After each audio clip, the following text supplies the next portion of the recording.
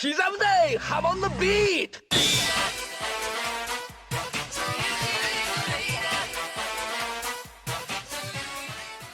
If you're at all familiar with my channel, you'd know I'm a huge fan of JoJo's Bizarre Adventure. I've been following it for close to 10 years now, and one of my main goals of my videos has been to combat many of the criticisms people might have of the series, which are often based in misinformation or misinterpretations of the story. However, obviously nothing is perfect, and even I have had my own criticisms of certain aspects of the series. So I thought it would be a fun change of pace to just list out my own issues with each part of JoJo.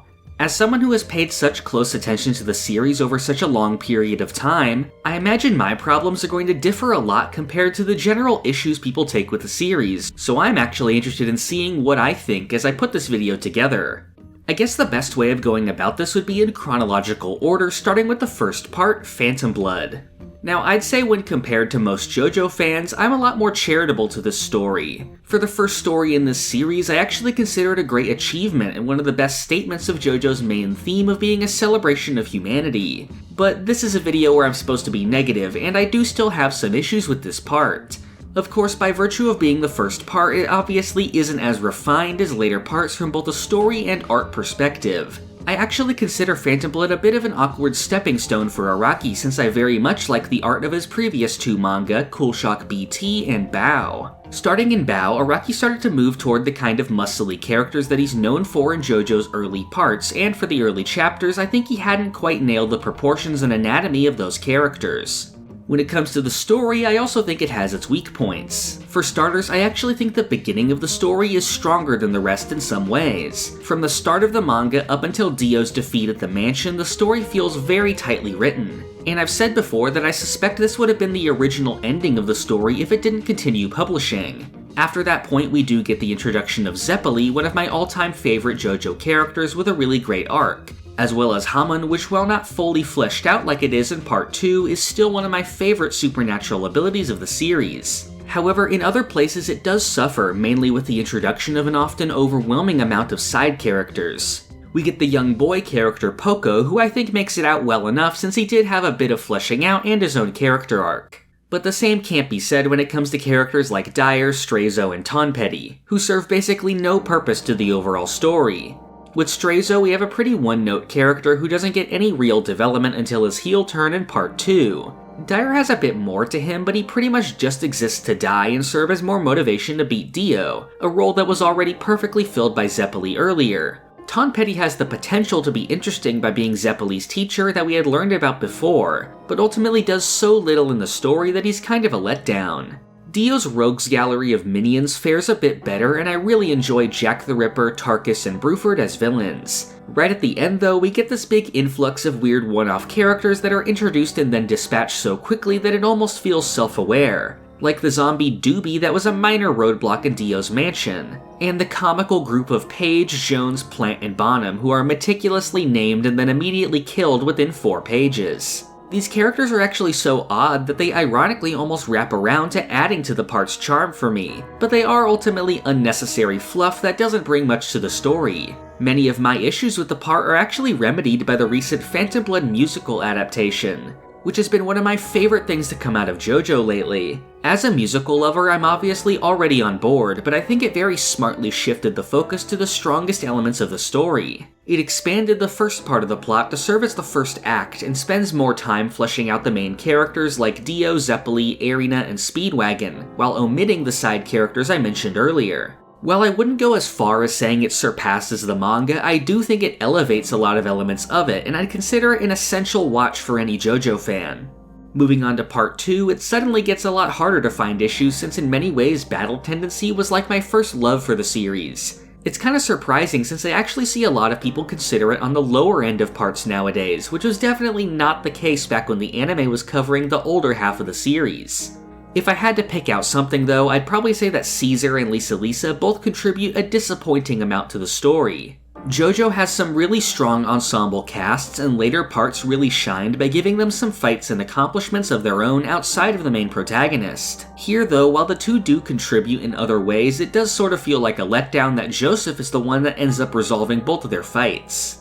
With Part 3, we saw a huge shift in the series with moving from Hamon to Stans as the main focus. While I am a huge fan of Hamon, I do think it had reached its natural conclusion in the story, and stands were ultimately a good addition with how varied they allow each fight to be. However, it can't be denied just how simple a lot of these early abilities are, which makes them pretty boring. Although I would argue it's because of these basic stands that the concept is eventually able to get wilder over time.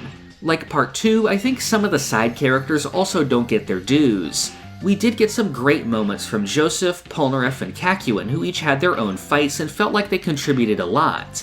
However, I think Avdol's role in the story was a bit lacking, which sucks because I think he's a really cool character. Obviously, his absence for a part of the story is one reason why this is the case, and that's a problem that Kakyoin shares as well. However, Avdol only really gets a handful of fights, and even then, the attention is often moved away from him, with his first 2 fights being against other protagonists and his third being shared with Joseph.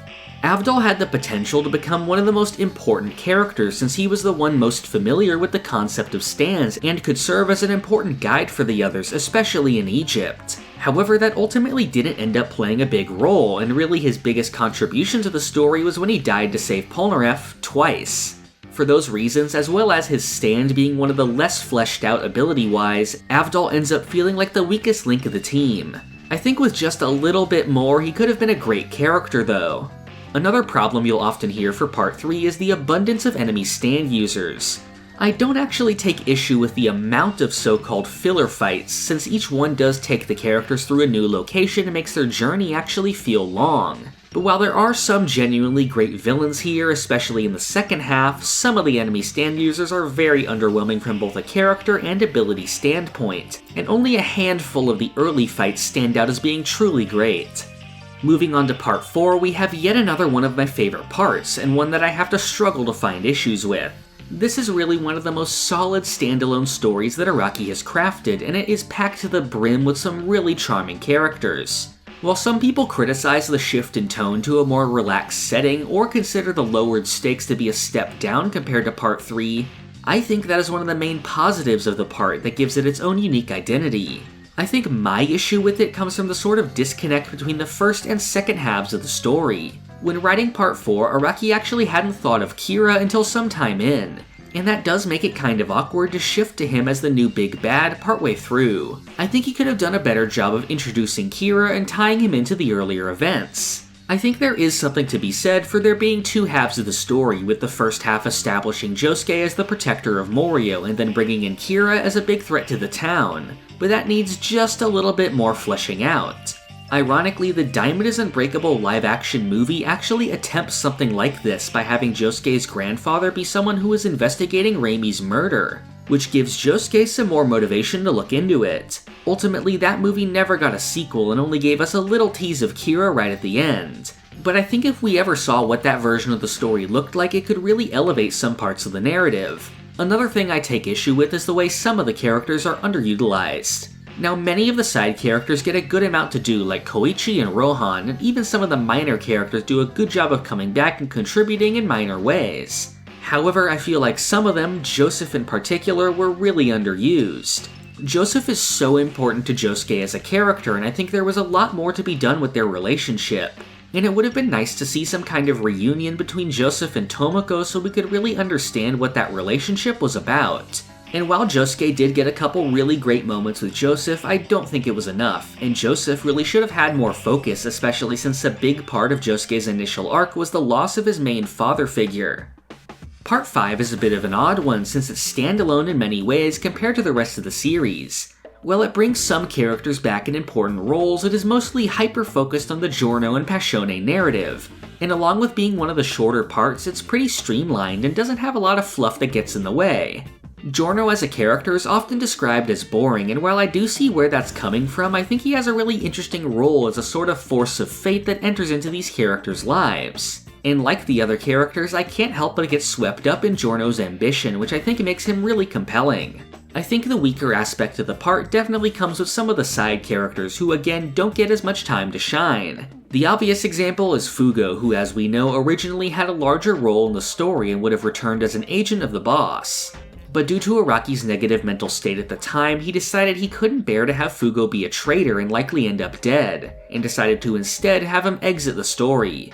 While I don't think Fugo's role in the story is a gigantic flaw, I do still see it as probably the biggest bit of missed potential in the part. Fugo's departure does add to the threat of the boss by showing just how scared he is to go against him, but that feels more like one step in an arc for him rather than a definitive ending of the character. Araki actually feels the same way, and once mentioned that the light novel Golden Heart Golden Ring was made to follow up on his character and show how he continued to help the others from inside the organization. And although Araki hasn't had any comments on the other Part 5 novel, Purple Haze Feedback, I do consider that a very good read for anyone that felt like they needed a bit more from Fugo. Now we move on to Stone Ocean, which I would probably consider the most disliked part overall with most English-speaking fans. A lot of the reasons I see behind this, though, aren't really based on much, and usually revolve around some kind of misreading of the part's plot and ending. Mixed into these, though, are a couple of things I agree with. One is the idea that the core team didn't actually spend enough time together, and this is something I think is true. For our big ensemble casts like parts 3, 4, 5, and even the new part 9, we get a good amount of downtime and chill interactions between the characters. These are always some of my most fondly remembered moments from the series, and the few times when part 6 does do this are in the same boat. I'd say the main trio of Jolene, Hermes, and FF spend a good amount of time together that makes their bond feel really strong. But once you bring Anasui and Weather into the mix, they don't get too much outside of their interactions with Jolene and each other, and this results in them not really feeling like part of the team. Maybe the most egregious example of this comes from when we get a flashback to them all together as friends, even though there was never really an opportunity for this to have happened in the story. Later on, we also have Hermes crying at Weather's death, which while I don't think is entirely out of character, does have less impact when the two didn't spend much time together at all. And that really is a shame, since I think the main cast of Part 6 are all really great characters, and individually they have some of the best character arcs in the series. But that could have just been heightened even more if we got some more time between them. Steel Ball Run is one of the most acclaimed JoJo parts, and while it's impossible for me to really pick a favorite among them, I do still think Part 7 is the one I enjoy most overall. I think Araki really benefited from a clean slate, and it led to some of his strongest written themes and characters to date. If I had to single out any weak point of Part 7, it would probably be that its actual premise of being a race wasn't used to its full potential. In a recent video, I went over all of the participants of the race and tracked their progress throughout it, which gave me a bigger appreciation for that aspect of the story which remains almost entirely in the background. Out of all of the stages of the race, I actually think the first stage is my favorite because that's the one that felt most like it represented the premise of having thousands of people all racing together. And with the stages getting stretched out over long distances afterward, we didn't really get to see that again outside of the ends of the stages and the final one. So I think it would have been nice to see more from the race itself, and some more focus on the lesser known racers who get next to no screen time despite being present since the beginning. Now we come to JoJolion, the last completed part of the series. Partially due to being the first part that had a lot of JoJo fans read as it released, there are a ton of varying opinions on it. Many felt the story didn't follow up on some of the plot points it established earlier on. As I went over in my video on the subject, I think the fact that people saw the story as it released and had time to formulate their own idea of where the plot was going led to some feeling let down when it didn't end up playing out that way. I myself believe that there was going to be more said on certain aspects of the plot and that some of them may be followed up on in Part 9. Once I had time to reevaluate the story after the fact, I think some of them are more complete than we initially realized. If we look back on something like the Stand Arrow, for example, it was introduced to us as a mystery and received an explanation in the following part, but we were still ultimately left with a lot of questions about it that we were likely never to receive an answer to. So while many expected more explanation when it came to things like the origin of rock humans, I don't actually think we're meant to have more explained outside of what we got. With all that said, if I had to single out the main problem with JoJolion, it would probably be the implementation of its main villain, Toru. Now, me just writing out the fact that Toru is the main villain in the script still doesn't feel quite right to me, which I think is a testament to just how odd of a character he is. I think one of the main reasons behind this is that JoJolion didn't really have an established main villain for a good portion of its run. If we look at most JoJo parts, the villain is either always present in the story, introduced after the first couple arcs, or in the most extreme cases, appearing about halfway through. For JoJolion though, we just had the general threat of the rock humans that appeared early on, and the group didn't really have any defined leader for quite some time. Toru's first proper introduction comes in chapter 81 out of JoJolion's 110 chapters.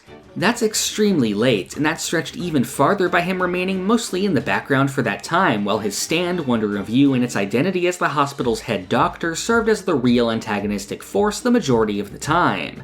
Now there are actually aspects of Toru that I like. For one, his stand is one of my absolute favorites of the series, and I think his motivation is pretty intriguing and deserving of some deeper analysis down the line. As a whole though, Toru feels sort of out of place with the rest of the plot, and I think a big part of that is how we saw next to no interaction between him and his supposed underlings. The whole concept of rock humans was them being mostly solitary creatures, but we did see them form groups in the story. Damo's gang was actually a good example of one of these groups, and we got a pretty good understanding of how they operated and interacted with each other through flashbacks. So I think it was really a missed opportunity to not see the same for the research team, especially since individually they're some of my favorite characters in the part. They were really deserving of some more screen time and some proper establishing of their motivations. To this day, we still don't really know much about Toru's past, since much of the early life of rock humans is shrouded in mystery. We have to remember that Toru just sort of hatched out of a beehive as a fully grown adult with no friends or family and then just assimilated into human society, which is such a great and bizarre concept that I feel we didn't really get to see, and as a result, we can't truly understand Toru or almost any of the rock humans as people. Now, it's possible that was the intention, to make rock humans seem totally alien to our own human experiences, but I do think they needed more fleshing out, since I still don't quite recognize how Toru operated as the leader of his group. Finally, we have Part 9, the JoJo Lands, which is still early on in its run. As a result, I can't really properly judge it since so much of the plot is in its early stages.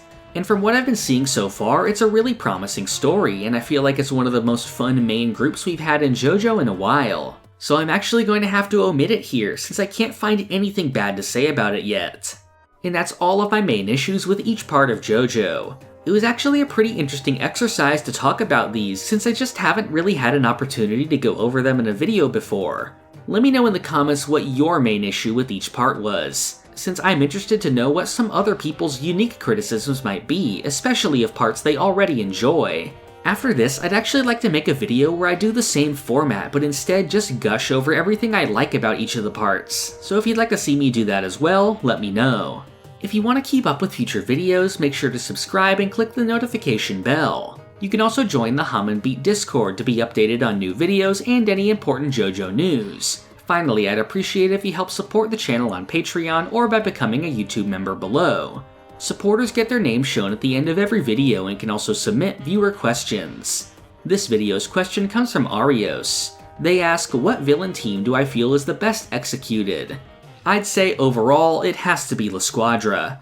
They're pretty much the only time that a group of villains in the series feel like they're truly connected and working together. And their role only got more interesting as the story went on, with them sort of having the same goal as the protagonists before they even knew it, which adds to the tragedy of them as characters when they all end up dead and Risotto has to avenge them alone. If you want to submit a viewer question, you can join the Patreon or YouTube membership at any tier and then submit them in the Patreon community chat or in the members-only community post. I try to answer one question per video, so if you join, feel free to leave as many questions as you want since they're all likely to be answered. Thank you for watching. This is the part of the video where I thank my $5 and up patrons. Thank you to Doorbell, Crayon, Rigovids, Zucato, Pumpkin Doge, Marrow, Sponge Cake, Kekext, Feliciano Rabaja, Rayana Meme, Christian McDonough, Emmanuel Etienne, Pulse Dog, Zach Greenfield, FIFO, Rob Goliath, Jacob Smith, Big T, Minty, Gold, Red Hot Mayonnaise, Monticelli, Zenkai, Royal Slush, Keenan, Perry, Noland, John Braun, Cho Henshin, Saint Bobo, Max Verstappen, Kira Naishikage, John Garcia, Allegor, and Crank and Plank.